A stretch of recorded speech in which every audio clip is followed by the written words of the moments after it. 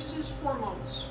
And you've all heard of estrogen, and we're going to talk about that in just a moment as far as sexual development and sexual behavior throughout life is dependent on estrogen.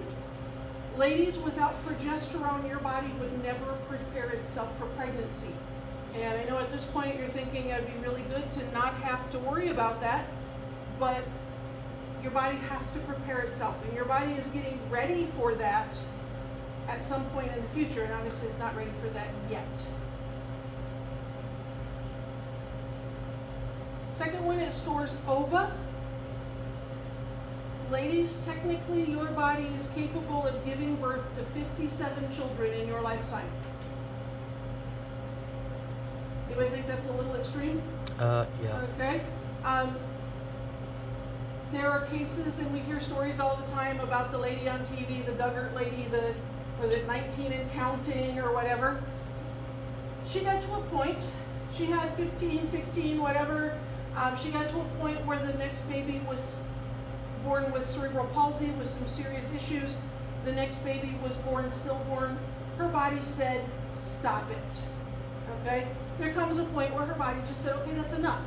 I have a friend that has 13 children. Her 13th child is 16 years old, cannot get out of bed and she's got all kinds of developmental issues. So her body just said, that's enough. Okay? So physically possible, but not a good idea to go beyond whatever your body says is healthy and okay. Ladies, once a month you're going to release an egg that is called ovulation. Once that egg is released, it has about 48 hours that it's going to travel from the ovary through the fallopian tube into the uterus. During that 48 hours, if sperm is present, pregnancy can occur. Okay?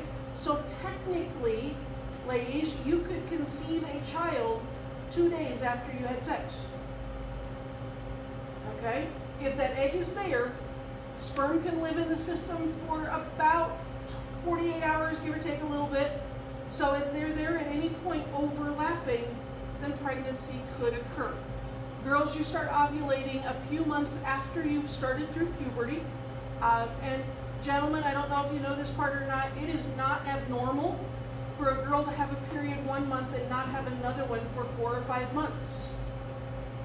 Okay, so think of the fear that goes with that if you're sexually active and not protecting yourself. Okay? If you're with a young lady and she's not on birth control and you didn't use any sort of protection and next month she doesn't have a period, that's pretty scary.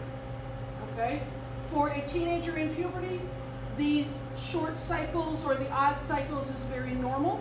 At my age with menopause, the same thing happens. Okay? Teenage girl might be once a month. A woman my age can also be once a month. And I'm done with all that.